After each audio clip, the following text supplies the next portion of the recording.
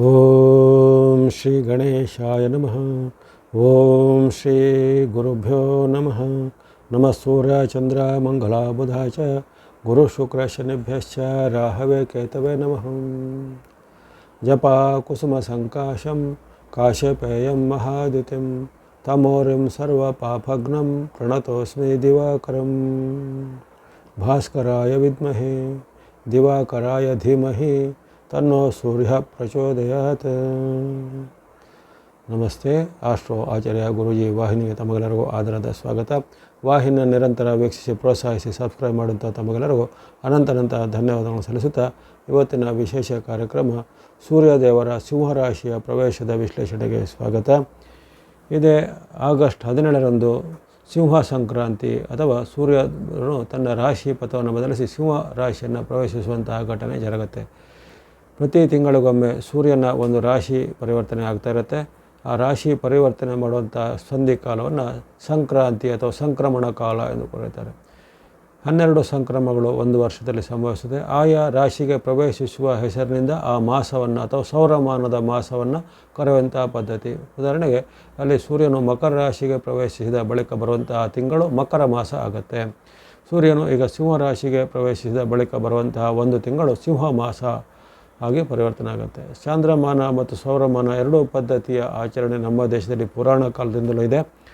ಸೂರ್ಯನ ಒಂದೊಂದು ರಾಶಿ ಚಕ್ರದ ಪರಿವರ್ತನೆ, ಯಾಕಂದರೆ ಸೂರ್ಯನು ಅಲ್ಲಿ ವಿಶೇಷವಾಗಿ ತನ್ನ ಸ್ಥಾನವನ್ನು ಪರಿವರ್ತನೆ ಮಾಡೋದಿಲ್ಲ. ಅಂದರೆ ಅದನ್ನು ನಿರಂತರವಾಗಿ ಪ್ರಖರವಾಗಿ ಒಂದೇ ಕ್ಷೇತ್ರದಲ್ಲಿ ಪ್ರವೇಶ ಅದನ್ನು ಒಂದು ಪ್ರಖರತೆ ನಡೀತಾ ಇರುತ್ತೆ. ಆದರೆ ಭೂಮಿಯ ಚಲನೆಗೆ ಅನುಗುಣವಾಗಿ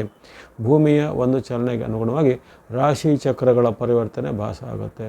ಭೂಮಿಯ ಅಕ್ಷ ಪರಿಭ್ರಮಣ ಮತ್ತು ಅದರ ನಿರಂತರ ಪರಿಭ್ರಮಣಗಳು ವ್ಯತ್ಯಾಸ ಆಗಿರೋ ಕಾರಣ ಅಲ್ಲಿ ನಮಗೆ ರಾಶಿ ಚಕ್ರಗಳು ಋತುಮಾನಗಳು ವ್ಯತ್ಯಾಸ ಆಗ್ತವೆ. ಇವೆಲ್ಲವೂ ಆ ಒಂದು ಸೃಷ್ಟಿಯಲ್ಲಿ ನಿರ್ಮಿಸಲ್ಪಟ್ಟಂಥ ವ್ಯವಸ್ಥೆ. ಈ ರಾಶಿ ಪರಿವರ್ತನೆ ಆಗುವಂಥದ್ದು, ಋತುಮಾನಗಳ ಬದಲಾವಣೆ ಆಗುವಂಥದ್ದು, ಹವಾಮಾನದ ಪರಿವರ್ತನೆಗಳಾಗುವಂಥದ್ದು, ಅಂದರೆ ಇಲ್ಲಿನ ಜೀವ ಸಂಕುಲಕ್ಕೆ ಅನುಕೂಲಕರವಾದ ರೀತಿಯಲ್ಲಿ ಅಲ್ಲಿ ವಾತಾವರಣ ಏರ್ಪಡುವಂಥದ್ದು.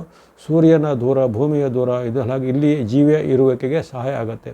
ಯಾಕಂದರೆ ಸೂರ್ಯನ ದೂರಗಳಲ್ಲಿ ಸ್ವಲ್ಪ ವ್ಯತ್ಯಾಸ ಆದರೂ ಅಥವಾ ಸೂರ್ಯನ ತಾಪಮಾನದಲ್ಲಿ ಒಂದಷ್ಟು ಡಿಗ್ರಿಗಳ ವ್ಯತ್ಯಾಸ ಆದರೂ ಇಲ್ಲಿ ಜೀವ ಸಂಕುಲ ಜೀವನ ಮಾಡಲಿಕ್ಕೆ ಸಾಧ್ಯನೇ ಇಲ್ಲ. ಹಾಗಾಗಿ ಈ ಸೌರಮಂಡಲ ಅನ್ನೋದು ವಿಶೇಷವಾಗಿ ಆ ಒಂದು ಭಗವಂತನ ಸೃಷ್ಟಿಯಲ್ಲಿ ನಿರ್ಮಿಸಲ್ಪಟ್ಟ ಒಂದು ವ್ಯವಸ್ಥೆ. ಇಲ್ಲಿ ನವಗ್ರಹಗಳ ಸ್ಥಿತಿ ಜೊತೆಗೆ ಸೂರ್ಯನ ದೂರಗಳು, ಸೂರ್ಯನ ಒಂದು ಉಷ್ಣತೆಯ ವ್ಯತ್ಯಾಸ, ಇವೆಲ್ಲವೂ ಆ ಸೂರ್ಯನೇ ಈ ಜಗತ್ತಿಗೆ ಪಿತಾ ಸ್ವರೂಪ, ಜಗತ್ತಿಗೆ ಆಧಾರ ಸ್ವರೂಪನಾಗಿದ್ದಾನೆ. ಹಾಗಾಗಿ ಆ ಒಂದು ಜಗತ್ಪಿತಾ ಸ್ವರೂಪನಾದಂಥ ಸೂರ್ಯನ ಚಲನೆ ಈ ಸಿಂಹರಾಶಿಗೆ ಆಗ್ತಿದ್ದಂತೆ ಅಲ್ಲಿ ಹಲವಾರು ಪರಿವರ್ತನೆಗಳು ಜೊತೆಗೆ ಜ್ಯೋತಿಷಾಸ್ತ್ರ ಅನುಸಾರ ಸಿಂಹರಾಶಿಗೆ ಸೂರ್ಯನ ಬಂದ ಆಗುವಂಥ ಪರಿಣಾಮಗಳು ವ್ಯಕ್ತವಾಗಿವೆ. ಈ 12 ರಾಶಿಗಳಿಗೆ ಅನುಗುಣವಾಗಿ ಅಲ್ಲಿ ಸೂರ್ಯನ ಒಂದು ಸ್ಥಾನ ಅನ್ನೋದು ಅಲ್ಲಿ ಸಿಂಹರಾಶಿಯಲ್ಲಿ ಅಥವಾ ಸೂರ್ಯನ ಸ್ವಕ್ಷೇತ್ರ ಆಗಿರುತ್ತೆ. ಸಿಂಹರಾಶಿಯು ಸೂರ್ಯನ ಸ್ವಕ್ಷೇತ್ರ ಎಂದು ಪರಿಗಣಿಸಲ್ಪಟ್ಟಿದೆ. ಹಾಗಾಗಿ ಆ ಒಂದು ಸೂರ್ಯನ ಚಲನೆ ಸಿಂಹ ಮಾಸಕ್ಕೆ ಬಂದ ಬಳಿಕ ಹಲವಾರು ಧಾರ್ಮಿಕವಾದ, ಹಲವಾರು ರಾಜಕೀಯವಾದ, ಜೊತೆಗೆ ಆರ್ಥಿಕವಾದ, ಜೊತೆಗೆ ಹವಾಮಾನದ ವಿಶೇಷವಾದ ಪರಿವರ್ತನೆಗಳು ಈ ಸಿಂಹ ಮಾಸದಲ್ಲಿ ಆಗುವಂಥದ್ದು ಕಂಡುಬರುತ್ತೆ. ಸೂರ್ಯನು ಅಥವಾ ಈ ರವಿ, ಭಾನು ಎಂದು ಹಲವಾರು ಹೆಸರುಗಳನ್ನು ಕಳೆದು ದ್ವಾದಶ ಆದಿತ್ಯರು ಎಂದು ಕರೆಯಬಂದು 12 ನಾಮಗಳಿಂದಲಿರ್ಬೋದು. ಅಂತಹ ಪರಮಾತ್ಮನು ನಮಗೆ ಪ್ರತ್ಯಕ್ಷ ದೇವತಾ ಸ್ವರೂಪನು. ಈ ಜಗತ್ತಿನ ಪ್ರತಿಯೊಂದು ಜೀವಿಗಳ ಅಸ್ತಿತ್ವಕ್ಕೆ ಕಾರಣಕರ್ತನೇ ಸೂರ್ಯನಾಗಿರ್ತಾನೆ ಅಥವಾ ಪಿತಾ ಸ್ವರೂಪ, ಲೋಕ ಪಿತಾ ಸ್ವರೂಪ ಅಂತ ಹೇಳ್ತಾರೆ, ಜಗದಾತ್ಮ ಸ್ವರೂಪ ಅಂತಲೂ ಹೇಳ್ತಾರೆ. ಹಾಗೆಯೇ ವಿಜ್ಞಾನದಲ್ಲಿ ಸಹ ಸೂರ್ಯನ ಮಹತ್ವ ಭಾಳ ಹೇಳಲ್ಪಟ್ಟಿದೆ. ಸೌರಮಂಡಲ ಅಥವಾ ಸೋಲಾರ್ ಸಿಸ್ಟಮ್ ಎಂದು ನಾವು ಏನನ್ನು ಕರೀತೇವೋ ಅಲ್ಲಿ ಸಹ ವಿಜ್ಞಾನದಲ್ಲಿ ಸರ್ವ ಶಕ್ತಿಗಳಿಗೆ ಮೂಲ ಸೂರ್ಯನೇ ಎಂದು ವಿಜ್ಞಾನ ಸಹ ಒಪ್ಪುತ್ತೆ. ಅಥವಾ ಈಗಿನ ಈ ಜಗತ್ತಿನ ಸಮಸ್ತ ಜೀವಿಗಳ ಅಸ್ತಿತ್ವಕ್ಕೆ ಸೂರ್ಯನ ಶಕ್ತಿಯೇ ಅಥವಾ ಸೂರ್ಯನ ಪ್ರಾಣಶಕ್ತಿಯೇ ಕಾರಣ ಎಂಬುದು ಸಹ ವಿಜ್ಞಾನ ಸಹ ಒಪ್ಪಿಕೊಳ್ಳುತ್ತದೆ. ಹಾಗಾಗಿ ಇದನ್ನು ಋಷಿಮುನಿಗಳು ಆ ಕಾಲದಲ್ಲೇ ಕಂಡುಕೊಂಡಿದ್ದಾರೆ. ಸೂರ್ಯನ ಚಲನೆ, ಸೂರ್ಯನ ವಿವಿಧ ರೀತಿಗಳಲ್ಲಿ ಭೂಮಿಗೆ ಬಿಡುವಂಥ ಬೆಳಕಿನಿಂದ ಆಗುವಂಥ ವ್ಯತ್ಯಾಸಗಳು, ಇಲ್ಲಿನ ಆಗುವಂಥ ಋತುಮಾನಗಳ ವ್ಯತ್ಯಾಸಗಳನ್ನು ಋಷಿಮುನಿಗಳು ಆ ಕಾಲದಲ್ಲಿ ಕಂಡುಕೊಂಡಿದ್ದಾರೆ.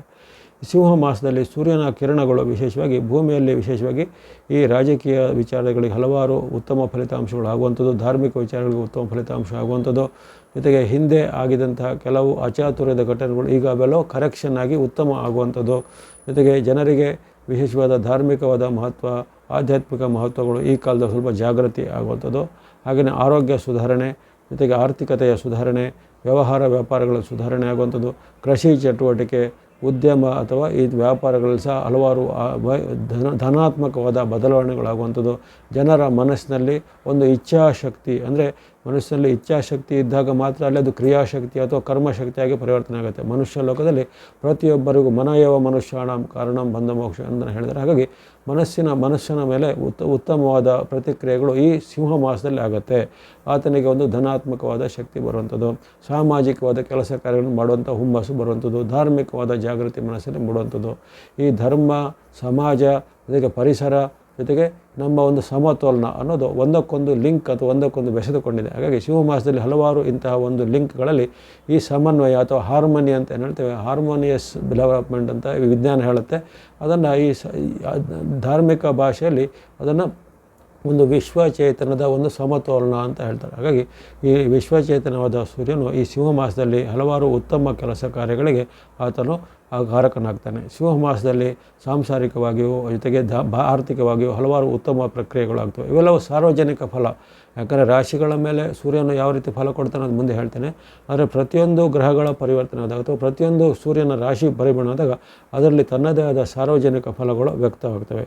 ಇಲ್ಲಿ ರವಿಗೆ ಕೇತು ಯುತಿ ಇದೆ. ಈ ಭಾರದಲ್ಲಿ ಕೇತು ಈಗ ಸಿಂಹ ರಾಶಿಯಲ್ಲಿದ್ದಾನೆ. ಆತನ ದೀರ್ಘಕಾಲದಲ್ಲಿ ಇಲ್ಲೇ ಇರ್ತಾನೆ. ಡಿಸೆಂಬರ್ವರೆಗೂ ರಾಹು ಕೇತುಗಳ ಪರಿವರ್ತನೆ ಆಗೋದಿಲ್ಲ. ಹಾಗಾಗಿ ಅಲ್ಲಿ ಸಿಂಹ ರಾಶಿಗೆ ರವಿ ಬಂದಾಗ ರವಿಗೆ ಕೇತು ಯುತಿ ಸಿಗತ್ತೆ. ಈ ಕೇತು ಯುತಿ ಸಿಕ್ಕಿದಾಗ ರವಿ ಮತ್ತು ಕೇತು ಸಂಬಂಧಿತವಾದ ಗ್ರಹಣವು ಸಹ ಈ ಕಾಲದಲ್ಲಿ ಸಂಬಂಧಿಸ್ತದೆ. ಆದರೆ ಈ ಗ್ರಹಣ ನಮಗೆ ಕಾಣಿಸೋದಿಲ್ಲ. ಈ ಗ್ರಹಣವು ನಮಗೆ ಕಾಣಿಸೋದೇ ಇಲ್ಲ. ಮುಂದಿನ ಗ್ರಹಣದ ಒಂದು ಪ್ರತ್ಯೇಕವಾದ ವಿಡಿಯೋನ ಪ್ರಸಾರ ಮಾಡ್ತೇನೆ. ಅದರಲ್ಲಿ ಆ ಪ್ರಸಾರ ಮಾಡಿದ್ರಲ್ಲಿ ಗ್ರಹಣದ ಮಹತ್ವ ಜೊತೆಗೆ ಗ್ರಹಣದಿಂದ ಯಾರ ಮೇಲೆ ಪ್ರಭಾವ ಆಗುತ್ತೋ ಅದನ್ನು ಪ್ರತ್ಯೇಕವಾಗಿ ವೀಕ್ಷಣೆ ಮಾಡ್ಕೊಳ್ಳಿ. ಇಲ್ಲಿ ಕೇವಲ ರವಿಯ ಸಿಂಹ ಮಾಸದ ಒಂದು ಪರಿವರ್ತನೆ, ಸಿಂಹ ಮಾಸದಿಂದ ಆಗುವಂಥ ಪರಿವರ್ತನೆ ಹೇಳ್ಕೊಡುತ್ತೆ. ಹಾಗಾಗಿ ಇಲ್ಲಿ ಅನೇಕ ರೀತಿಯ ಉತ್ತಮ ಫಲಿತಾಂಶಗಳು ರವಿಯಿಂದಾಗಿ ಆಗಬರ್ತವೆ. ಇವೆಲ್ಲವನ್ನು ಸಾರ್ವಜನಿಕ ಫಲದ ಬಳಿಕ ರಾಶಿಗಳ ಮೇಲೆ ಸೂರ್ಯನ ಪ್ರಭಾವ ಹೇಗೆ ಇರುತ್ತೆ ಅನ್ನೋದನ್ನು ಗಮನಿಸೋಣ. ಮೊದಲು ಮೇಷರಾಶಿ. ಮೇಷರಾಶಿಗೆ ನಿಮ್ಮ ರಾಶಿಯಿಂದ ಪಂಚಮ ಅಥವಾ 5ನೇ ಮನೆಯಲ್ಲಿ ಆಗುವಂಥ ಪರಿವರ್ತನೆ. ಪಂಚಮದಲ್ಲಿ ರವಿಯಿಂದಾಗಿ ಕೆಲವೊಬ್ಬರಿಗೆ ಈ ಪಿತಾಪುತ್ರ ಕಲಹ ಅಂತ ಹೇಳಲ್ಪಡೋದು. ಅಂದರೆ ತಂದೆ ಮತ್ತು ಮಕ್ಕಳ ಮಧ್ಯೆ ಭಿನ್ನಾಭಿಪ್ರಾಯಗಳು ಬರುವಂಥದ್ದು, ಹಿರಿಯರ ಮತ್ತು ಕಿರಿಯರ ಮಧ್ಯೆ ಭಿನ್ನಾಭಿಪ್ರಾಯ ಬರುವಂಥದ್ದು, ಭೂಮಿ ಮತ್ತು ಆಸ್ತಿಗೆ ಸಂಬಂಧಪಟ್ಟ ವಿವಾದಗಳು ಸಿಂಹ ಮಾಸದಲ್ಲಿ ಸ್ವಲ್ಪ ಉಲ್ಬಣ ಆಗುವಂಥದ್ದು, ಸಣ್ಣ ಪುಟ್ಟ ವಿಚಾರಗಳಿಗೂ ನಿಮ್ಮಲ್ಲಿ ಸ್ವಲ್ಪ ಕಲಹ ಅಥವಾ ವಾಗ್ವಾದ ಮಾಡುವಂಥ ಒಂದು ಟೆಂಡೆನ್ಸಿ ಹೆಚ್ಚಳ ಆಗುವಂಥದ್ದು. ಹಾಗಾಗಿ ಮೇಷರಾಶಿಯವರಿಗೆ ಈ ಒಂದು ರವಿಯ ಸಿಂಹ ಮಾಸದ ಫಲಿತಾಂಶದಲ್ಲಿ ಸ್ವಲ್ಪ ವ್ಯತಿರಿಕ್ತ ಪ್ರಭಾವ ಆಗ್ಬೋದು. ಯಾಕಂದರೆ ಸೂರ್ಯನ ಪ್ರಭಾವ ಕೇವಲ ಒಂದು ಗೋಚರದಲ್ಲಿ 4 ರಾಶಿಗೆ ಉತ್ತಮ ಫಲ ಬರುತ್ತೆ, 4 ರಾಶಿಗೆ ಮಿಶ್ರ ಫಲ, ಉಳಿದ 4 ರಾಶಿಗೆ ಸ್ವಲ್ಪ ಸಂಕಷ್ಟ ಬರುವಂಥ ಒಂದು ಸಾಧ್ಯತೆ ಇರುತ್ತೆ.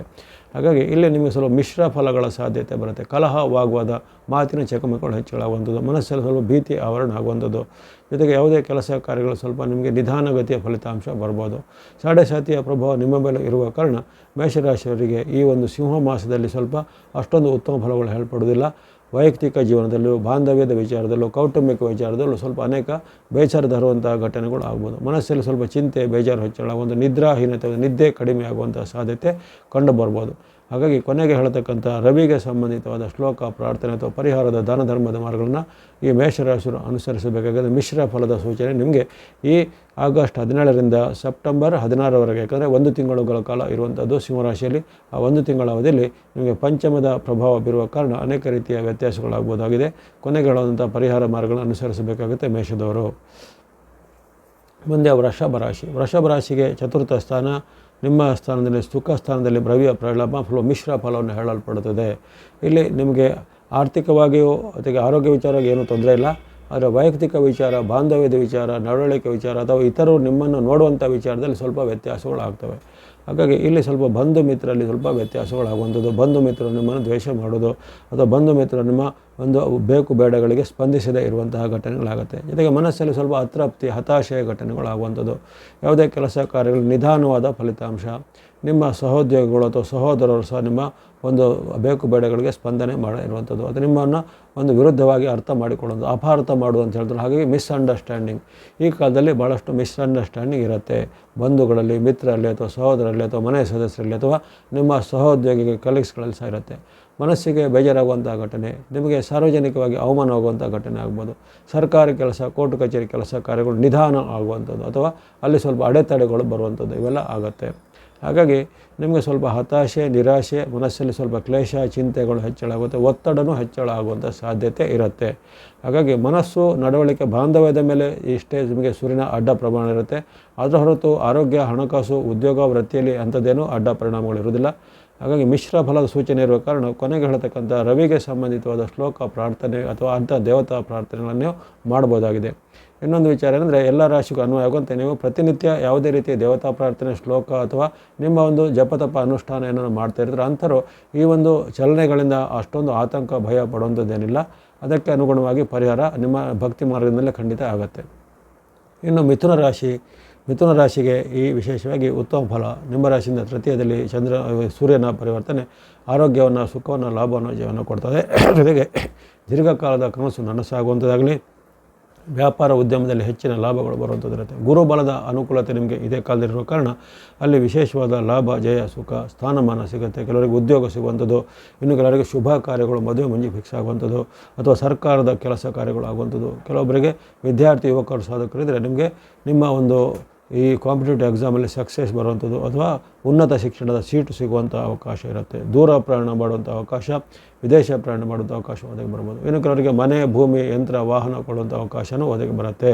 ಹಾಗಾಗಿ ಹಲವಾರು ಕನಸು ನನಸಾಗಲಿವೆ, ಜೊತೆಗೆ ಆರೋಗ್ಯ ಸುಧಾರಣೆ ಆಗಲಿವೆ, ಮನಸ್ಸಿಗೆ ಖುಷಿಯಾಗುವಂಥ ಘಟನೆ ಮಿಥುನ ರಾಶಿಯವರಿಗೆ ಆಗಲಿದೆ. ಹಾಗಾಗಿ ಇದನ್ನು ಚೆನ್ನಾಗಿ ಸದುಪಯೋಗ ಪಡಿಸಿಕೊಳ್ಳುವಂಥದ್ದು. ಜೊತೆಗೆ ಯಾವುದೇ ರೀತಿಯ ನಿಮ್ಮ ಈ ಕೋರಿಕೆ ಬೇಡಿಕೆಗಳಿದ್ದರೆ ಈ ಕಾಲದಲ್ಲಿ ಪ್ರಯತ್ನ ಪಟ್ಟರೆ ಅಥವಾ ನಿಮ್ಮ ಏನಾದರೂ ಪ್ರಯತ್ನಶೀಲತೆ ಇದ್ದರೆ ಅದಕ್ಕೆ ಈಗ ಬೇಗನೆ ಫಲ ಬರುತ್ತೆ. ಅಲ್ಲದೆ ಭೂಮಿಯ ದಾಖಲೆ, ಇನ್ನಿತರ ದಾಖಲೆ ಪತ್ರ, ಸರ್ಕಾರ ಮೂಲದ ಏನಾದರೂ ನಿಮಗೆ ಕೆಲಸ ಕಾರ್ಯಗಳಿದ್ರೆ ಈ ಕಾಲದಲ್ಲಿ ಪ್ರಯತ್ನ ಪಡ್ಬೋದು. ರಾಜಕೀಯ ಮೂಲದ ಕೆಲಸ ಕಾರ್ಯಗಳು ಈಗ ಬೇಗನೆ ಆಗುತ್ತೆ. ವಿದ್ಯಾರ್ಥಿ ಯುವಕರು ಸಾಧಕರಿಗೆ ಹಲವಾರು ಉತ್ತಮ ಫಲಿತಾಂಶ ಬರಲಿದೆ. ಇದನ್ನು ಸದುಪಯೋಗ ಪಡಿಸಿಕೊಳ್ಳಿ. ಆಸಕ್ತಿ ಇದ್ದರೆ ಕೊನೆಗೆ ಹೇಳುವಂಥ ಭಕ್ತಿ ಮರ್ಮ ಮಾರ್ಗ, ದಾನ ಮಾರ್ಗವನ್ನು ನೀವು ಸಹ ಮಾಡ್ಬೋದು. ಕಟಕ ಅಥವಾ ಕರ್ಕಾಟಕ ರಾಶಿಗೆ ದಿಮ್ಮ ರಾಶಿಯಿಂದ ದ್ವಿತೀಯ ಸ್ಥಾನ ಅಥವಾ ಧನಸ್ಥಾನದಲ್ಲಿ ಆಗುವಂಥ ಪರಿವರ್ತನೆ ಸ್ವಲ್ಪ ಸಂಕಷ್ಟವನ್ನು ಹೇಳುತ್ತೆ. ಹಾಗಾಗಿ ಸ್ವಲ್ಪ ಕಷ್ಟ ನಷ್ಟಗಳ ಸಾಧ್ಯತೆ ಹೇಳಲ್ಪಟ್ಟಿದೆ.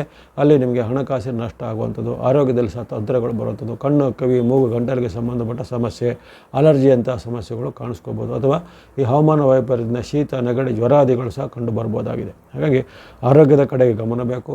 ಹಣಕಾಸಿನ ಮುನ್ನೆಚ್ಚರಿಕೆ ಬೇಕು. ಆಕಸ್ಮಿಕ ಲಾಭ ಅಲ್ಲ, ಆಕಸ್ಮಿಕ ನಷ್ಟ ಮತ್ತು ಖರ್ಚುಗಳು ಪದೇ ಪದೇ ಬರ್ಬೋದಾಗಿದೆ. ಇನ್ನು ಕೌಟುಂಬಿಕವಾಗಿ ಸಹ ವಿವಾದಗಳು ಬರುವಂಥದ್ದು, ಮಾತಿನ ಚಕಮಕಿ, ಜೊತೆಗೆ ಹಿರಿಯರಲ್ಲೂ ಕಿರಿಯರಲ್ಲೂ ವಿರೋಧ, ಕೌಟುಂಬಿಕವಾದ ಏನಾದರೂ ಆಸ್ತಿ ವಿವಾದಗಳು ಈಗ ಮುನ್ನೆಲೆಗೆ ಬರ್ಬೋದಾಗಿದೆ. ಹಾಗಾಗಿ ಕಟಕ ರಾಶಿಗೆ ಸ್ವಲ್ಪ ಸಂಕಷ್ಟ ಫಲ ಹೇಳಲ್ಪಡುವ ಕಾರಣ ಸ್ವಲ್ಪ ತನು ಮನ ಧನದ ಮುನ್ನೆಚ್ಚರಿಕೆ ಕಟಕ ರಾಶಿಗೆ ಬೇಕಾಗುತ್ತೆ. ಕೊನೆಗೆ ಹೇಳತಕ್ಕಂಥ ಸೂರ್ಯನಿಗೆ ಅಥವಾ ದೇವರಿಗೆ ಸಂಬಂಧಪಟ್ಟ ಯಾವುದೇ ರೀತಿಯ ಪ್ರಾರ್ಥನೆ, ಶ್ಲೋಕ ಅಥವಾ ಪರಿಹಾರಗಳನ್ನು ಅನುಸರಿಸಬೇಕಾಗುತ್ತೆ ಕಟಕದವರು. ಇನ್ನು ಸಿಂಹರಾಶಿಗೆ ಜನ್ಮದಲ್ಲಿ ಬರುವಂಥ ರವಿ ಸಂಕಷ್ಟಕಾರಕನಾಗ್ತಾನೆ. ಹಾಗಾಗಿ ನಿಮಗೆ ಇತರರಿಗೆ ಒಳ್ಳೆಯದಾದರೂ ನಿಮ್ಮ ರಾಶಿಗೆ ಬಂದಾಗ ನಿಮಗೆ ಒಳ್ಳೆಯದಾಗುವಂಥದ್ದು ರವಿಯಿಂದ ಕಂಡು ಬರುವುದಿಲ್ಲ. ಯಾಕಂದರೆ ರವಿಯು ಜನ್ಮದಲ್ಲಿ ಬಂದಾಗ ಆತನು ಆರೋಗ್ಯದ ಮೇಲೂ, ಹಣದ ಮೇಲೂ, ಮನಸ್ಸಿನ ಮೇಲೂ, ತನು ಮನ ಧನದ ಮೇಲೂ ಅಡ್ಡ ಪರಿಣಾಮ ಬೀರುವಂಥ ಸಾಧ್ಯತೆ ಇರುತ್ತೆ.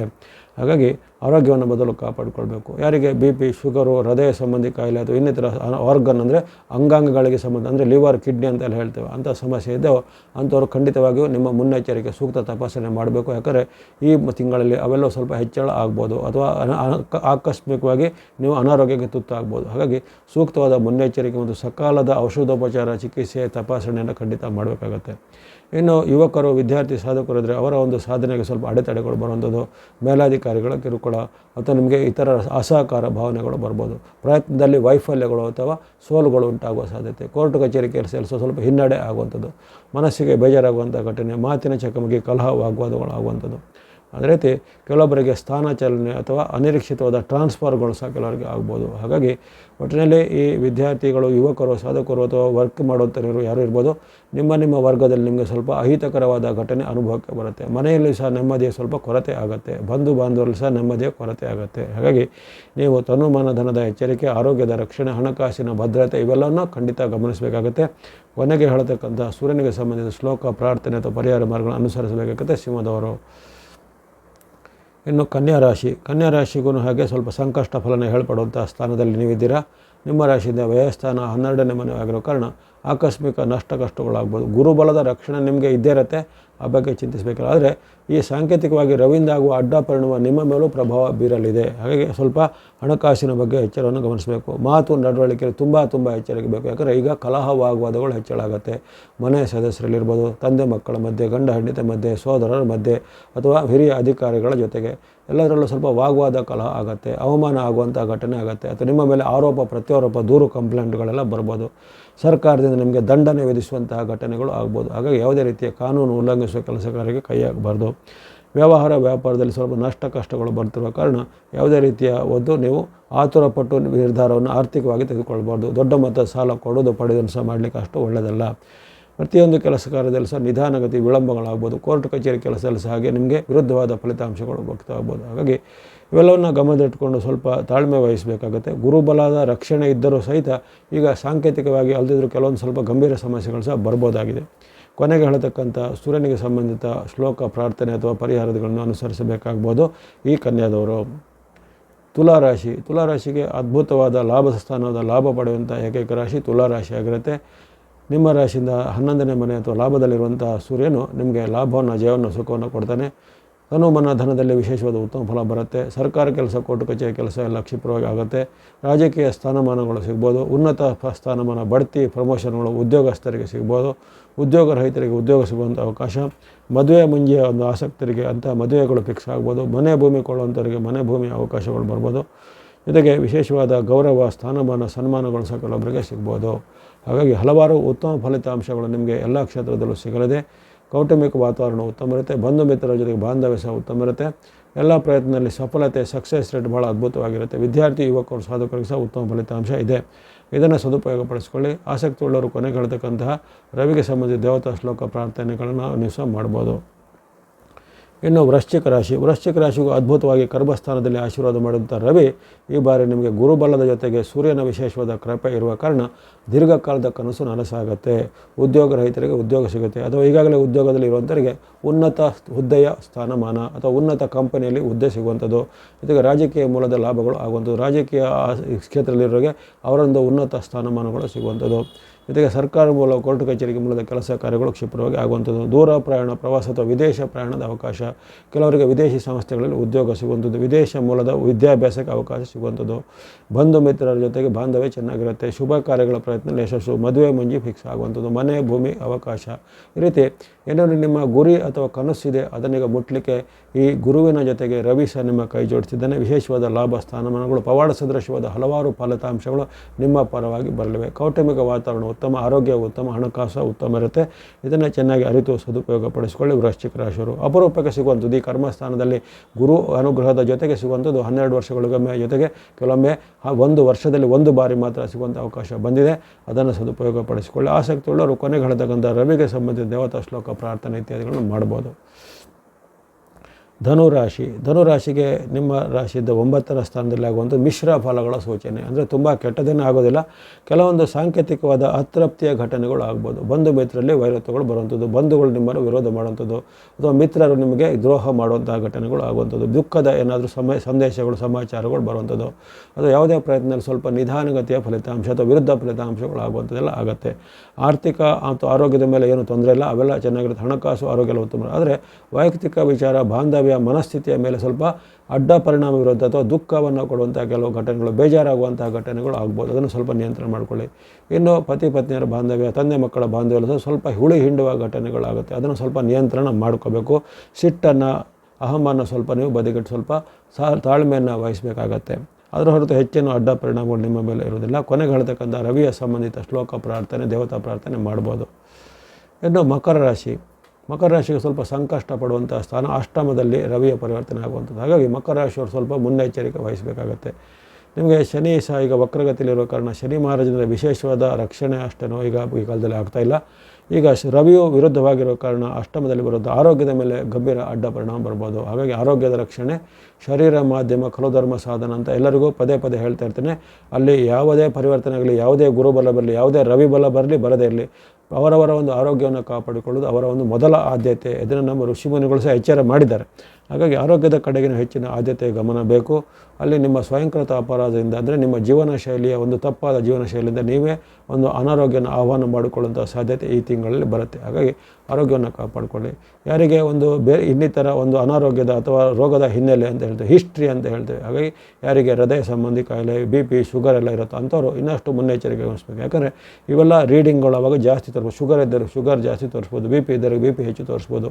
ಹಾಗಾಗಿ ಇದನ್ನು ಸ್ವಲ್ಪ ನೀವು ಗಮನದಲ್ಲಿಟ್ಕೊಂಡು ನಿಮ್ಮ ಆರೋಗ್ಯವನ್ನು ಕಾಪಾಡ್ಕೋಬೇಕು. ಆರೋಗ್ಯಕರ ಜೀವನ ಶೈಲಿನ ಅನುಸರಿಸಬೇಕು. ಇನ್ನು ಯಂತ್ರ ವಾಹನ ಚಲಾವಣೆ ಮಾಡಲು ಮುನ್ನೆಚ್ಚರಿಕೆ ಸಾಕಷ್ಟು ಬೇಕು. ಅವಘಡಗಳ ಅಥವಾ ಅಪಘಾತಗಳ ಸಾಧ್ಯತೆ, ಅಥವಾ ನೀವು ಯಂತ್ರ ವಾಹನ ಚಾಲನೆ ಮಾಡಿದ್ರೆ ನೀವು ಪ್ರಯಾಣ ಅಥವಾ ಪ್ರವಾಸ ಮಾಡುವಾಗಲೂ ಹಾಗೆ ನಿಮ್ಮ ಸೂಕ್ತ ಮುನ್ನೆಚ್ಚರಿಕೆಯನ್ನು ಗಮನಿಸ್ಕೋಬೇಕು. ಆದರೆ ಸರ್ಕಾರ ಕೆಲಸ, ಕೋರ್ಟ್ ಕಚೇರಿ ಕೆಲಸಗಳು ಸ್ವಲ್ಪ ಸಂಯಮ ತಾಳ್ಬೇಕು. ಸರ್ಕಾರಿ ಅಧಿಕಾರಿಗಳ ಜೊತೆ ಯಾವುದೇ ರೀತಿಯ ವಾಗ್ವಾದ ಕಲಹ ಮಾಡಲಿಕ್ಕೆ ಹೋಗಬೇಡಿ. ಅವರು ನಿಮ್ಮ ಮೇಲೆ ದ್ವೇಷ ಸಾಧನೆ ಮಾಡುವಂಥ ಸಾಧ್ಯತೆ ಎಲ್ಲ ಇರುತ್ತೆ. ಅದೇ ರೀತಿ ಇನ್ನಿತರರ ಜೊತೆಗೂ ಹಾಗೆ ನೀವು ಮಾತಿನ ಸಂಯಮವನ್ನು ಕಾಪಾಡಿಕೊಳ್ಬೇಕು. ಅವಮಾನಕರ ಘಟನೆ, ವಾಗ್ವಾದ ಕಲಹ ಪದೇ ಪದೇ ಮನೆಯಲ್ಲಿಯೋ, ವೃತ್ತಿ ಜಾಗದಲ್ಲೋ ಅಥವಾ ಪ್ರಯಾಣ ಕಾಲದಲ್ಲೂ ಆಗಂತುಕರ ಜೊತೆಗೂ ಸಹ ಆಗುವಂಥ ಸಾಧ್ಯತೆ ಇರುತ್ತೆ. ಹಾಗಾಗಿ ತನು ಮನ ಧನದ ಒಂದು ವಿಶೇಷವಾದ ಕಾಳಜಿ, ಸಂಯಮವನ್ನು ವಹಿಸಬೇಕು. ಆತುರ ನಿರ್ಧಾರ ಬೇಡ. ಅಪರಿಚಿತರಲ್ಲಿ ಯಾವುದೇ ರೀತಿಯ ನೀವು ಇದಕ್ಕೆ ತೊಂದರೆಗೆ ಸಿಲುಕೊಳ್ಳುವಂಥ ಸಾಧ್ಯತೆ ಸಹ ಇರುತ್ತೆ. ಆ ಬಗ್ಗೆ ಮುನ್ನೆಚ್ಚರಿಕೆಯನ್ನು ಗಮನಿಸ್ಕೋಬೇಕು. ಕೊನೆಗೆ ಹೇಳ್ತಕ್ಕಂಥ ರವಿಗೆ ಸಂಬಂಧಿತವಾದ ಪ್ರಾರ್ಥನೆ, ಶ್ಲೋಕ, ಪರಿಹಾರಗಳನ್ನು ನೀವು ಮಾಡಬೇಕಾಗತ್ತೆ ಮಕರದವರು. ಕುಂಭರಾಶಿಗೆ ಸಪ್ತಮದಲ್ಲಿ ಆಗುವಂಥ ಪ್ರಾರ್ಥನೆ ಮಿಶ್ರ ಫಲಗಳ ಮೇಲೆ ಹೇಳಲ್ಪಡುತ್ತದೆ. ಅಲ್ಲಿ ಹಣಕಾಸು, ಆರೋಗ್ಯದ ಮೇಲೆ ಅಷ್ಟೇನು ಅಡ್ಡ ಪರಿಣಾಮ ಇರೋದಿಲ್ಲ. ಕೌಟುಂಬಿಕ ವಿಚಾರ, ಬಾಂಧವ್ಯ, ನಡಕಳಿ ಕೆಲಸ ಅಡ್ಡ ಪರಿಣಾಮ ಬರುತ್ತೆ. ಪತಿ ಪತ್ನಿಯರಲ್ಲಿ ಕಲಹವಾಗುವುದು ಬರ್ಬೋದು, ಭಿನ್ನಾಭಿಪ್ರಾಯ ಬರ್ಬೋದು, ತಂದೆ ಮಕ್ಕಳ ಭಿನ್ನಾಭಿಪ್ರಾಯ ಬರ್ಬೋದು. ಜೊತೆಗೆ ವೃತ್ತಿ ಜಾಗದಲ್ಲೂ ಸಹ ಮೇಲಾಧಿಕಾರಿಗಳು ಮತ್ತು ನಿಮ್ಮ ಮಧ್ಯೆ ಭಿನ್ನಾಭಿಪ್ರಾಯ ಬರ್ಬೋದು. ನೀವು ಸರಿಯಾಗಿ ಮಾಡಿದ್ದನ್ನು ಅವರು ಅಲ್ಲಗಳೆದಾಗಲಿ ಅಥವಾ ನಿಮ್ಮ ಮೇಲೆ ಗೂಬೆ ಕೊರಿಸುವಂಥ ಘಟನೆಗಳು, ಆರೋಪ ಮಾಡುವಂಥ ಘಟನೆಗಳು ಆಗುತ್ತೆ. ಮನಸ್ಸಿಗೆ ಬೇಜಾರಾಗುವಂಥ ಘಟನೆಗಳು ಪದೇ ಪದೇ ಆಗ್ತವೆ. ಹಾಗಾಗಿ ಇಲ್ಲಿ ನೀವು ಸ್ವಲ್ಪ ಮನಸ್ಸು, ಮಾತನ್ನು ನಿಯಂತ್ರಣಗೊಳಿಸಬೇಕು. ಸ್ವಲ್ಪ ಸಂಯಮ, ತಾಳ್ಮೆಯನ್ನು ವಹಿಸಬೇಕು. ನಿಮ್ಮದಲ್ಲದ ವಿಚಾರಕ್ಕೆ ಮೂಗು ತೀರಿಸೋದಾಗಲಿ, ಇತರರ ವಿಚಾರಕ್ಕೆ ನೀವು ತಲೆ ಹಾಕೋದಾಗಲಿ ಅದನ್ನು ಸ್ವಲ್ಪ ನಿಯಂತ್ರಣ ಮಾಡ್ಕೋಬೇಕು. ಅಲ್ಲದೆ ಯಾವುದೇ ರೀತಿಯ ಒಂದು ಗಾಸಿಪ್ಗಳಿಗೆ ಅಥವಾ ಒಂದು ಬೇರೆ ರೀತಿಯ ಒಂದು ವಿಚಾರದ ಒಂದು ಸಮಸ್ಯೆಗಳಿಂದ ಒಂದು ಸಮಾಚಾರಗಳಿಗೆ ನೀವು ತಕ್ಷಣ ಸ್ಪಂದನೆ ಮಾಡುವಂಥದ್ದಲ್ಲ. ಅದನ್ನು ಕಣ್ಣಾರೆ ಕಂಡರೂ ಪರಾಮರ್ಶಿಸಿ ನೋಡಬೇಕು ಅನ್ನೋದನ್ನು. ಹಾಗಾಗಿ ಯಾವುದೇ ವಿಚಾರದಲ್ಲಿ ಸ್ವಲ್ಪ ಸಂಯಮ, ತಾಳ್ಮೆ, ಮಾತಿನಲ್ಲಿ ಸ್ವಲ್ಪ ನಿಗಾವನ್ನು ವಹಿಸಬೇಕಾಗತ್ತೆ ಕುಂಭರಾಶಿಯವರು. ಕೊನೆಗೆ ಹೇಳ್ತಕ್ಕಂಥ ಪ್ರಾರ್ಥನೆ, ಶ್ಲೋಕ, ಪರಿಹಾರಗಳನ್ನು ಮಾಡಬೇಕಾಗತ್ತೆ. ಇನ್ನು ಮೀನರಾಶಿಗೆ ಅದ್ಭುತವಾಗಿ ಷಷ್ಠದ ಸ್ಥಾನ, ಅಲ್ಲಿ ಸೂರ್ಯ ಭಗವಂತರು ನಿಮಗೆ ಲಾಭವನ್ನು, ಜಯವನ್ನು, ಸುಖವನ್ನು ಕೊಡ್ತಾರೆ. ಗುರುಬಲದ ಜೊತೆಗೆ ಈ ರವಿ ಬಲನೂ ಬರುವಂಥ ಇನ್ನೊಂದು ರಾಶಿ ನಿಮ್ಮದು. ಯಾಕಂದರೆ ವೃಶ್ಚಿಕ ರಾಶಿಗೆ ಆಗಲೇ ಗುರುಬಲ ಜೊತೆಗೆ ರವಿ ಬಲ ಬಂದಿದೆ ಈಗ 1 ತಿಂಗಳ ಮಟ್ಟಿಗೆ. ಈಗ ನಿಮಗೂ ಹಾಗೆ 1 ತಿಂಗಳ ಮಟ್ಟಿಗೆ ರವಿಯ ವಿಶೇಷವಾದ ಆಶೀರ್ವಾದ ಬರ್ತಾ ಇರುತ್ತೆ. ನಿಮಗೆ ಜಯ, ಸುಖ, ಲಾಭ ಇದೆ. ಯಾವುದೇ ವಿಶೇಷವಾದ ಪ್ರಯತ್ನ ಇದ್ದರೆ ಈಗ ಮಾಡಿ, ಅದು ಸಕ್ಸಸ್ ಆಗುತ್ತೆ. ಸ್ಟಾರ್ಟಪ್ ಮಾಡಬೇಕಾದ್ರೆ ಈಗ ಪ್ರಯತ್ನ ಮಾಡ್ಬೋದು. ಸರ್ಕಾರ ಮೂಲ, ಕೋರ್ಟ್ ಕಚೇರಿ ಮೂಲ, ರಾಜಕೀಯ ಮೂಲ ಏನು ಕೆಲಸ ಕಾರ್ಯಗಳು ಮಾಡಬೇಕು ಈಗ ಪ್ರಯತ್ನ ಪಟ್ಟರೆ ಖಂಡಿತ ಕ್ಷಿಪ್ರವಾಗಿ ಆಗುತ್ತೆ. ಮನೆ, ಭೂಮಿ ಕೊಳ್ಳುವಂಥ ವಿಚಾರ ಇರ್ಬೋದು, ಮದುವೆ ಮುಂಜಿಯ ವಿಚಾರ ಇರ್ಬೋದು. ಈಗ ಪ್ರಯತ್ನ ಪಟ್ಟರೆ ಕ್ಷಿಪ್ರವಾಗಿ ರವಿಯ ಒಂದು ಆಶೀರ್ವಾದ ನಿಮಗೆ ಜೊತೆ ಇರುತ್ತೆ. ಯಶಸ್ಸು, ಕೀರ್ತಿ, ಜಯ, ಲಾಭ ಸಿಗುತ್ತೆ. ಕೆಲವರಿಗೆ ಪ್ರಮೋಷನ್ಗಳು, ಬಡ್ತಿ ಸಿಗುವಂಥದ್ದು, ಇನ್ನು ಕೆಲವರಿಗೆ ಸೂಕ್ತವಾದ ಬಹುಮಾನ, ಪ್ರಮೋಷನ್ ಇತ್ಯಾದಿಗಳ ಜೊತೆಗೆ ಸನ್ಮಾನಾದಿಗಳು ಅಂತ ಆಗುವಂಥದ್ದು. ವಿದ್ಯಾರ್ಥಿ, ಯುವಕರು, ಸಾಧಕರಿಗೆ ಅವಕಾಶ, ಒಂದು ಸರ್ಕಾರ ಉದ್ಯೋಗದ ಹುದ್ದೆಗೆ ಪ್ರಯತ್ನಗಳಿಗೆ ಅಂಥ ಸಫಲತೆ ಸಿಗುವಂಥದ್ದು. ಇನ್ನು ದೀರ್ಘಕಾಲದಿಂದ ನೀವೇನಾದರೂ ದೊಡ್ಡ ಮೊತ್ತದ ಒಂದು ಸಾಲವನ್ನು ಪಡೆದಾಗಲೇ ಸಾಲವನ್ನು ಕೊಡುವಂಥ ದೊಡ್ಡ ಯೋಜನೆಗೆ ಕೈ ಹಾಕಿದರೆ ಅವೆಲ್ಲವೂ ಈಗ ಸಕ್ಸಸ್ ಆಗುತ್ತೆ. ಅದೇ ರೀತಿ ಆರೋಗ್ಯ ಸುಧಾರಣೆ, ಮನಸ್ಸಿಗೆ ನೆಮ್ಮದಿ, ಶುಭ ಕಾರ್ಯಗಳು ಮನೆಯಲ್ಲಿ ನಡೆಯುವಂಥದ್ದು. ಈ ರೀತಿ ಹಲವಾರು ಉತ್ತಮ ಫಲಿತಾಂಶಗಳು ಗುರುವಿನ ಬಲದ ಜೊತೆಗೆ ರವಿಯ ಬಲ ಸೇರಿದಾಗ ಅದಷ್ಟು ಆನೆ ಬಲ ಅಂತ ಹೇಳ್ತಾರೆ. ಅಷ್ಟು ಉತ್ತಮವಾದ ಫಲಿತಾಂಶಗಳು ಪವಾಡ ಸದೃಶವಾಗಿ ಈ ಮೀನರಾಶಿಯವರ ಜೀವನದಲ್ಲಿ ಈಗ ಆಗಲಿವೆ. ಅವೆಲ್ಲವನ್ನ ಚೆನ್ನಾಗಿ ಸದುಪಯೋಗಪಡಿಸಿಕೊಳ್ಳಿ. ಆಸಕ್ತಿಯುಳ್ಳವರು ಈಗ ಹೇಳತಕ್ಕಂತಹ ರವಿಗೆ ಸಂಬಂಧಿಸಿದ ಶ್ಲೋಕ, ದೇವತಾ ಪ್ರಾರ್ಥನೆಗಳನ್ನು ಮಾಡಬಹುದಾಗಿದೆ. ಇವೆಲ್ಲವೂ ಸೂರ್ಯನ ಸಿಂಹ ಸಂಕ್ರಾಂತಿ ಅಂದರೆ ಈ ಆಗಸ್ಟ್ 17ರಿಂದ ಸೆಪ್ಟೆಂಬರ್ 16ರವರೆಗಿಂತ ಸಿಂಹ ಮಾಸದ ಸೂರ್ಯನ ಫಲವನ್ನು ಹೇಳಲ್ಪಟ್ಟಿದೆ. ಇಲ್ಲಿ 4 ರಾಶಿಗೆ ಅದ್ಭುತವಾದ ಉತ್ತಮ ಫಲ ಬಂದಿವೆ. 4 ರಾಶಿಗೆ ಸಮ್ಮಿಶ್ರ, 4 ರಾಶಿಗೆ ಸ್ವಲ್ಪ ಸಂಕಷ್ಟ ಫಲ ಹೇಳಲ್ಪಟ್ಟಿದೆ. ಈ ಸಮ್ಮಿಶ್ರ, ಸಂಕಷ್ಟ ಬಂದವರು ಯಾರು ಆತಂಕ, ಚಿಂತೆ ಪಡಬೇಕು, ಅಥವಾ ಉತ್ತಮ ಫಲ ಹೇಳಿದವರು ಸಹ ಇದನ್ನು ಮಾಡ್ಬೋದು. ಅದಕ್ಕೆ ಸೂಕ್ತವಾದ ಭಕ್ತಿ ಮಾರ್ಗ, ಧರ್ಮ ಮಾರ್ಗ, ದಾನ ಮಾರ್ಗ ಹೇಳಲ್ಪಟ್ಟಿದೆ. ಹಾಗೆ ವಿಶೇಷವಾಗಿ ಶಿವ ಮತ್ತು ವಿಷ್ಣು ಅಂದರೆ ಶಂಕರ ನಾರಾಯಣರ ಭಕ್ತಿ ಮಾಡೋದು ಸೂರ್ಯನ ಒಂದು ವಿಶೇಷವಾದ ಒಂದು ಕಾರಕತ್ವ ಅಥವಾ ಆಧಿಪತ್ಯ ಹೊಂದಿದಂಥ ದೇವತೆಗಳ ಭಕ್ತಿ ಮಾಡೋದು. ಹಾಗಾಗಿ ಯಾರಿಗೆ ವಿಷ್ಣುವಿನ ಮೇಲೆ ವಿಶೇಷವಾದ ಭಕ್ತಿ ಅಂಥವ್ರು ಓಂ ನಮೋ ನಾರಾಯಣಾಯ ಅಥವಾ ಓಂ ನಮೋ ಭಗವತೆ ವಾಸುದೇವ ಮುಂತಾದ ಮೂಲ ಮಂತ್ರಗಳನ್ನು ಪಠನೆ ಮಾಡಿ ಅದರಿಂದ ಸೂರ್ಯನ ಒಂದು ದೋಷಗಳು ನಿವಾರಿಸಲ್ಪಡ್ತದೆ. ಯಾರಿಗೆ ವಿಶೇಷವಾಗಿ ಶಿವನ ಭಕ್ತಿ, ಶಿವಾರಾಧನೆ ಅಥವಾ ಶಿವನ ರೀತಿಯ ವಿಶೇಷವಾದ ಮನೆ ದೇವರಾಗಿರ್ತಾರೆ ಅಂಥವ್ರು ಈ ಶಿವನಿಗೆ ಸಂಬಂಧಿತ ಭಕ್ತಿ ಓಂ ನಮಃ ಶಿವಾಯ ಅಥವಾ ನಮಃ ಶಿವಾಯ ಮುಂತಾದ ಭಕ್ತಿಗಳು, ಪಂಚಾಕ್ಷರ, ಷಡಕ್ಷರ ಮಂತ್ರಗಳನ್ನು ಪಠನೆ, ಶಿವನ ಅಷ್ಟೋತ್ತರ, ಲಿಂಗಾಷ್ಟಕ, ಬಿಲ್ವಾಷ್ಟಗಳನ್ನು ಪಠನೆ ಮಾಡುವಂಥದ್ದು, ಅಥವಾ ಶಿವನ ದೇವಾಲಯಗಳ ವಿಶೇಷವಾದ ಪೂಜೆ ಪುನಸ್ಕಾರಗಳನ್ನು ಮಾಡುವಂಥದ್ದು. ವಿಷ್ಣು ಭಕ್ತರು ವಿಷ್ಣುವಿನ ವಿಶೇಷವಾದ ಆಲಯಗಳಲ್ಲಿ ಪೂಜೆ ಪುನಸ್ಕಾರಗಳನ್ನು ಮಾಡುವಂಥದ್ದು. ಶ್ರಾವಣ ಮಾಸ, ಸಿಂಹ ಮಾಸವು ಸರ್ವಶ್ರೇಷ್ಠವಾಗಿರುತ್ತೆ. ಹಾಗಾಗಿ ಇಂತಹ ಕ್ಷೇತ್ರಗಳ ಯಾತ್ರೆಗಳನ್ನು ಮಾಡುವಂಥದ್ದು, ಅದು ಇಂತಹ ದೇವರ ಒಂದು ಅನುಷ್ಠಾನಗಳನ್ನು ಮಾಡೋದ್ರಿಂದ ಈ ರವಿಗೆ ಸಂಬಂಧಿತ ದೋಷ ನಿವಾರಣೆ ಆಗುತ್ತೆ. ಇನ್ನು ಸೂರ್ಯ ಭಗವಂತನದೇ ವಿಶೇಷವಾದ ಮಂತ್ರ ಅನುಷ್ಠಾನಗಳು ಹೇಳಲ್ಪಟ್ಟಿವೆ. ವಿಶೇಷವಾಗಿ ಜಪ ಕುಸುಮ ಸಂಕಾಶಂ ಕಾಶಿಪೇ ಮಹಾದಿತಂ ತಮೋರಿಂ ಸರ್ವ ಪಾಪಗಂ ಪ್ರಣತೋಸ್ಮಿ ದಿವಾಕರಂ. ಇದು ವೇದವ್ಯಾಸ ಭಗವಾನ್ ರಚಿತವಾದಂಥ ಸೂರ್ಯನಿಗೆ ಸಂಬಂಧಿತವಾದ ನವಗ್ರಹಗಳ ಸ್ತೋತ್ರದ ಮೊದಲನೇ ಶ್ಲೋಕ. ಹಾಗೆ ಇದನ್ನು ನೀವು ಪಠನೆ ಮಾಡ್ಬೋದು. 12 ಬಾರಿನೋ 6 ಬಾರಿನೋ ಅಥವಾ 3 ಬಾರಿನೋ ಕನಿಷ್ಠ ಪಠನೆ ಮಾಡ್ಬೋದು. ಜಪ ಕುಸುಮ ಸಂಕಾಶಂ ಕಾಶಿಪೇಯಂ ಮಹಾದಿತಂ ತಮೋರಿಂ ಸರ್ವ ಪಾಪಗ್ನಂ ಪ್ರಣತೋಸ್ಮಿ ದಿವಾಕರಂ. ಸರಳವಾಗಿದೆ. ಇದೇ ಶ್ಲೋಕವನ್ನು ಪಠನೆ ಮಾಡಿದ್ರೂ ರವಿಗೆ ಸಂಬಂಧಿತ ದೋಷ ನಿವಾರಣೆ ಆಗುತ್ತೆ. ಅದೇ ರೀತಿ ಪೀಡಾ ಪರಿಹಾರ ಶ್ಲೋಕ ಅಂತ ಇರುತ್ತೆ. ಗ್ರಹಣಾಮಾದಿರಾದಿತ್ಯೋ ಲೋಕರಕ್ಷಣಕಾರಕ ವಿಷಮಸ್ಥಾನ ಸಂಭೂತ ಪೀಡಾ ಹರತು ಮೇ ರವಿಹಿ. ಗ್ರಹಣಾಮಾದಿರಾದಿತ್ಯೋ ಲೋಕರಕ್ಷಣಕಾರಕ ವಿಷಮಸ್ಥಾನ ಸಂಭೂತ ಪೀಡಾ ಹರತು ಮೇ ರವಿಹಿ. ಸರಳವಾದ ಪೀಡಾ ಪರಿಹಾರ ಶ್ಲೋಕವನ್ನು ಪಠನೆ ಮಾಡೋದ್ರಿಂದಲೂ ರವಿಗೆ ಸಂಬಂಧಿತವಾದ ಮಿಶ್ರ ಫಲ, ಸಂಕಷ್ಟ ಫಲ ಯಾರಿಗಿದೆ ಆ ದೋಷಗಳು ನಿವಾರಣೆ ಆಗುತ್ತೆ. ಅದೇ ರೀತಿ ಆದಿತ್ಯರಾದ ಶ್ಲೋಕ ಅನ್ನೋದು, ಆದಿತ್ಯರಾದ ಸ್ತೋತ್ರ ಅನ್ನೋದು ಬಹಳ ಪ್ರಸಿದ್ಧವಾಗಿರುತ್ತೆ. ಅದನ್ನು ಯಾರಿಗೆ ಆಸಕ್ತಿ ಉಳ್ಳವರು ಅದನ್ನು ನೀವು ಪಠನೆ ಮಾಡ್ಬೋದು. ಅದು ವಿಶೇಷವಾಗಿ ಶ್ರೀರಾಮ ದೇವರಿಗೆ ಈ ಅಗಸ್ತ್ಯ ಮುನಿಗಳು, ಮಹಾಮುನಿಗಳು ಅವರಿಗೆ ಬೋಧಿಸಿದಂಥದ್ದು. ರಾಮಾಯಣ ಕಾಲದಲ್ಲಿ ಅಲ್ಲಿ ವಿಶೇಷವಾಗಿ ರಾವಣನ ಎದುರಿಸಲು ಧೈರ್ಯ ಸಾಲದೆ ಅಥವಾ ಆತ್ಮಶಕ್ತಿ ಕುಂದಿದಾಗ ಅಲ್ಲಿ ಅದು ಆತ್ಮಶಕ್ತಿಗೆ, ಧೈರ್ಯ ವೃದ್ಧಿಗೆ, ಜೊತೆಗೆ ವಿಜಯವನ್ನು ಸಾಧಿಸಲಿಕ್ಕೆ ಹೇಳಿದಂತಹ ಈ ಮಂತ್ರ ಆದಿತ್ಯರಾದ ಸ್ತೋತ್ರವನ್ನು ಸಹ ಪಠನೆ ಮಾಡ್ಬೋದು. ಇನ್ನು ರವಿಯ ಅಷ್ಟೋತ್ತರ, ಸೂರ್ಯನ ಅಷ್ಟೋತ್ತರ ಅಂತ ಬರುತ್ತೆ, ಅದನ್ನು ಪಠನೆ ಮಾಡ್ಬೋದು. ದ್ವಾದಶ ಮಂತ್ರಗಳಂತ 12 ಮಂತ್ರಗಳು ಬರ್ತವೆ. ಯಾರಿಗೆ ಗುರುವಿನ ಮುಖೇನವಾಗಿ ಸೂರ್ಯ ನಮಸ್ಕಾರದ ಉಪದೇಶ ಇರುತ್ತೋ ಅಂಥವರು ಈ ಯೋಗ್ಯವಾದ ಪ್ರಾತಃ ಕಾಲದಲ್ಲಿ ಸೂರ್ಯ ಉದಯಕ್ಕೆ ಮುಂಚೆ ವಿಶೇಷವಾಗಿ ಅಲ್ಲಿ ಶುಚಿರ್ಭೂತರಾಗಿ ಸೂರ್ಯ ನಮಸ್ಕಾರ ಪೂರ್ವಕವಾಗಿ ರವಿಯ ಮಂತ್ರವನ್ನು ಪಠನೆ ಮಾಡುವಂಥದ್ದು. ಸೂರ್ಯನಿಗೆ ಅರ್ಘ್ಯ ಪ್ರದಾನ ಮಾಡುವಂಥ ವಿಧಾನ ಗೊತ್ತರು, ಸೂರ್ಯನ ಅರ್ಘ್ಯ ಪ್ರದಾನ ಪ್ರಾತಃ ಕಾಲದಲ್ಲಿ ಕೊಡುವಂಥದ್ದು. ಈ ರೀತಿ ರವಿ ನಮಗೆ ಪ್ರತ್ಯಕ್ಷ ದೇವತೆ, ಆತ್ಮಸ್ವರೂಪ, ಜಗದಾತ್ಮ ಸ್ವರೂಪನಾಗಿದ್ದಾನೆ. ಅಂಥ ಸೂರ್ಯನಿಗೆ ಸಂಬಂಧಿತ ಭಕ್ತಿ ಮಾರ್ಗ, ಧರ್ಮ ಮಾರ್ಗ, ದಾನ ಮಾರ್ಗ ಅನುಸರಿಸಬಹುದು. ದಾನ ಮಾರ್ಗದ ಆಸಕ್ತಿಯುಳ್ಳವರು ಸೂರ್ಯನ ದಾನವಾದ ಗೋಧಿ ಹಿಟ್ಟು, ಗೋಧಿಯ ಉತ್ಪನ್ನಗಳನ್ನು ದಾನವಾಗಿ ಕೊಡುವಂಥದ್ದು. ಅಂಥ ಆಶ್ರಮಗಳಿಗೆ, ಅನ್ನದಾನ ನಡೆಸುವ ಸಂಸ್ಥೆಗಳಿಗೆ ಗೋಧಿ ಹಿಟ್ಟಿನ ಉತ್ಪನ್ನಗಳನ್ನು ಕೊಡುವಂಥದ್ದು. ಅದೇ ರೀತಿ ಅನ್ನ, ಆಶ್ರಯ, ವಸ್ತ್ರಗಳಿಗೂ ರವಿಯು ಕಾರಕನಾಗಿರ್ತಾನೆ. ಅಂಥದ್ದು ನಿಮಗೆ ಯಾರಿಗೆ ಒಂದು ಆರ್ಥಿಕ ಅನುಕೂಲತೆ, ಉತ್ತಮ ರೀತಿಯ ದಾನ ಮಾಡುವಂಥ ಮನಸ್ಸಿರುತ್ತೆ ಅಂಥವರು ಯಾರಿಗೆ ಒಂದು ಅನ್ನದಾನದ ರೂಪದಲ್ಲೋ, ಬೇರೆ ಬೇರೆ ರೀತಿಯ ದಾನಗಳನ್ನು ಕೊಡೋದು, ಹಣದ ರೂಪದಲ್ಲೋ ಅಥವಾ ವಸ್ತ್ರಗಳನ್ನು ರೂಪದಲ್ಲೋ ಅಥವಾ ಆಶ್ರಯಕ್ಕೆ ಅಥವಾ ಮನೆ ಕಟ್ಟಿಸಿಕೊಳ್ಳುವಂಥ ವಿಚಾರಕ್ಕೂ ದಾನ ಮಾಡುವಂಥದ್ದೆಲ್ಲ ಉತ್ತಮವಾದ ರವಿಯ ಕಾರಕತ್ವವನ್ನು ಅಭಿವೃದ್ಧಿ ಮಾಡುತ್ತೆ. ಹಾಗಾಗಿ ಇವೆಲ್ಲವನ್ನು ಮಾಡೋದ್ರಿಂದ ನಿಮ್ಮ ಒಂದು ರವಿಯ ದೋಷಗಳು ನಿವಾರಣೆ ಆಗುತ್ತೆ. ಯಾರು ಈ ರವಿಯ ಶಿವ ಮಾಸದಲ್ಲಿ ರವಿಯ ವಿಶೇಷವಾದ ಭಕ್ತಿ ಮಾರ್ಗ, ಧರ್ಮ ಮಾರ್ಗ ದಾನ ಮಾಡ್ತಾರೆ ತಮಗೆಲ್ಲರಿಗೂ ಸೂರ್ಯ ಅನುಗ್ರಹದಿಂದ ಆಯುರಾರೋಗ್ಯ ಶಕ್ತಿ ಜಯಲಾಭಗಳು ಸಿದ್ಧಾಗಲಿ. ವಾಹಿನ ನಿರಂತರ ಪ್ರೋತ್ಸಾಹಕ್ಕೆ ಧನ್ಯವಾದಗಳು. ಮುಂದೆ ನಾವು ಪ್ರೋತ್ಸಾಹ ನಿರಂತರ ಸಿಗ್ತಾರೆ. ಸಬ್ಸ್ಕ್ರೈಬ್ ಮಾಡಿದ್ರು ಸಬ್ಸ್ಕ್ರೈಬ್ ಮಾಡಿ ಪ್ರೋತ್ಸಾಹಿಸಿ. ಸರ್ವೇಶಾನಂ ಸನ್ಮಂಗಲಾನಿ ಭವಂತು. ಓಂ ಶ್ರೀ ಸವಿತಾ ಸೂರ್ಯ ನಾರಾಯಣಾಯ ನಮಃ.